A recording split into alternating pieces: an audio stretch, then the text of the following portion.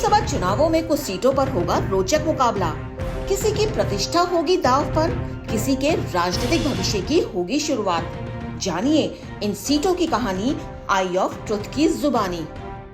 दक्षिणी केरल राज्य की त्रिवंततापुरम लोकसभा सीट पर इन दिनों सबकी नजर लगी हुई है, क्योंकि सबरमीला विवाद के बाद से इस सीट पर भाजपा का प्रभाव काफी हद तक बढ़ा है। अब यहाँ भाजपा के बढ़ते असर ने मार्क्सवादी कम्युनिस्ट पार्टी और कांग्रेस दोनों की चिंता बढ़ा दी है। यहाँ पर 26 अप्रैल को वोटिंग हो गई थी और निर्णय पर सबकी नजरें हैं, क्योंकि भाजपा ने इस बार इस सीट पर अपने दिग्गज नेता राजीव चंद्रशेखरन को शशि थरूर के खिलाफ मैदान में उतारा है। इस सीट से कुल 12 उम्मीदवार चुनाव लड़े थे।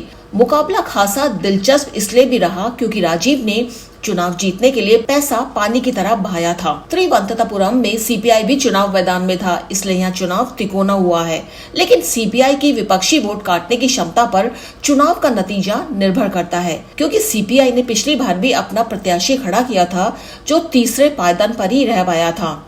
वैसे ये सीट कांग्रेस की मानी जाती है। यह कांग्रेस के वरिष्ठ नेता और संयुक्त राष्ट्र के पूर्व सहायक महासचिव शशि थरूर पिछले कई सालों से जीतते आए हैं, और वो भी अच्छे खासे अंतर से।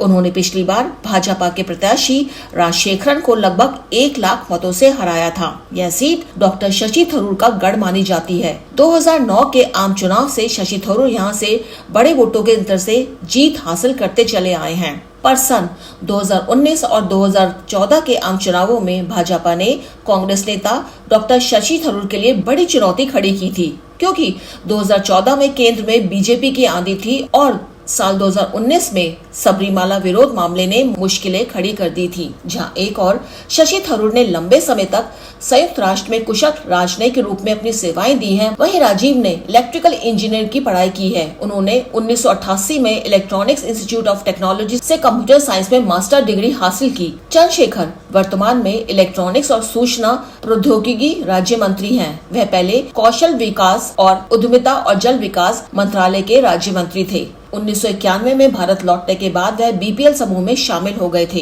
केरल राज्य की राजधानी तिरुवनंतपुरम राज्य की राजनीति में अहम भागीदारी रखती है। त्रिवंततापुरम में सबसे प्रतिष्ठित स्थलों से एक है पद्मनाभस्वामी मंदिर है, जो भगवान विष्णु को समर्पित है। देखना यही है कि 4 जून को यहाँ बीजेपी की किस्मत खुलती है या शशि थरूर अपना दबदबा कायम रख पाते हैं। कुशाल जीना के साथ अनुजन रोहतगी, आई ऑफ ट्रुथ। हमारे चैनल आई ऑफ ट्रुथ को सब्सक्राइब कीजिए यूट्यूब पर, इसे फॉलो कीजिए फेसबुक पर, इंस्टाग्राम पर, ट्विटर पर और कू पर। हमारे चैनल के बारे में फीडबैक देने के लिए हमें मेल कीजिए ioftruth.6@gmail.com पर।